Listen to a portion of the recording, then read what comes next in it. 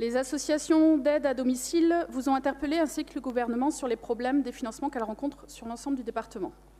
Le financement reçu du département est actuellement de 21 € et il entraîne pour les associations une perte pour chaque heure proposée aux personnes âgées.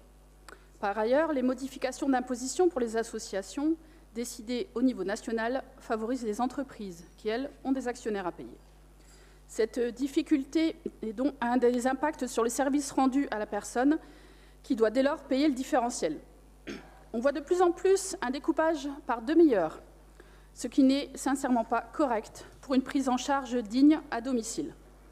Enfin, cet éclatement des heures travaillées ne favorise pas non plus le recrutement. Les associations ont été en grande difficulté pour assurer le service à domicile par des postes laissés vacants, et en particulier cet été.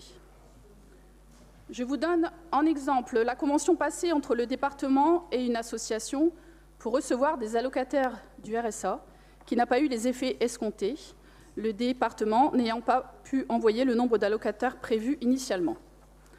Nous sommes d'accord sur les objectifs d'autonomie des personnes âgées, mais pour les personnes qui ont besoin d'aide, il faut y mettre les moyens, sinon on risque de voir, et l'on voit déjà, des personnes dans un état sanitaire et psychique qui se dégradent, sauf lorsqu'ils ont les moyens financiers importants pour se payer des heures d'aide à domicile.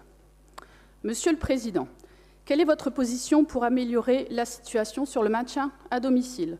L'ensemble des personnes âgées, des seniors, des aînés ou des vieux, vous voyez, cela fait du monde, interrompront, j'en suis sûre, leur participation aux diverses animations et mobilisations du jour dans le cadre de la Semaine bleue qui commence aujourd'hui.